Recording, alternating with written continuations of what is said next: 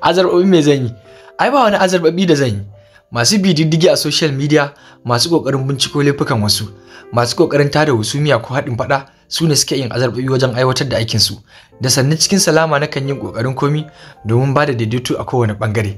Amma dai bari ne azarbabi akan wannan bayanin, ku zo mu maganta akan sa kafin nan. Da farko dai ita yarinyar 'yan Morocco ce, ta maganta akan dan wasa Cristiano Ronaldo.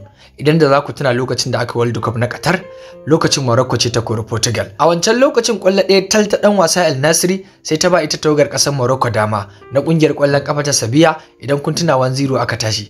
Ita Portugal ta kare babu kwallo, Ronaldo ya fita cikin yanayin ba daɗi. Kasance karo na farko wasu mutanen Afirka tsallaka zuwa wasan kusa da na ƙarshe.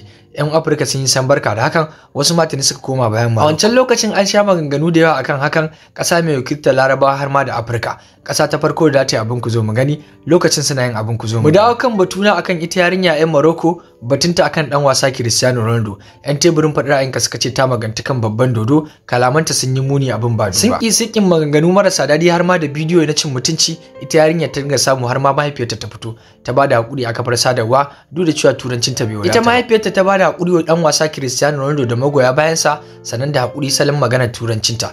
Idan ba ku gane ba za ku fuskanta cikin sauki. Mu koma batunmu na farko akan yarinyar, ku zo mu kalli bidiyo magantuwarta akan dan wasa Cristiano Ronaldo, sai na alakanta wasan yau kuma Al Hilal Al Nassr, da ƙarshe za ku fuskanci ina na dosa.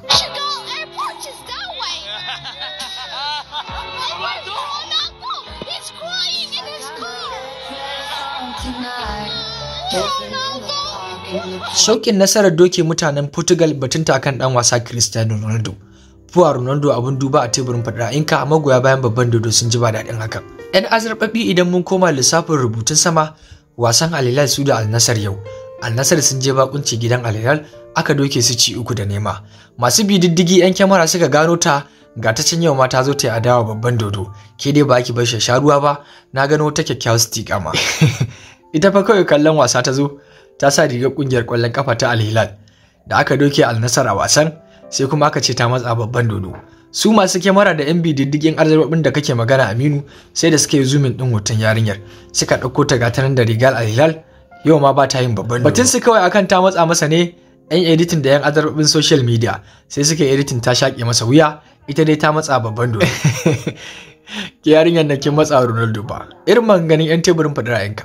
Kaga yarinyar na yau ma ta je kallon wasan Al Hilal? 'Yar Al Hilal ce ba ma ta yin Al Nassr a Saudiya kenan. Ke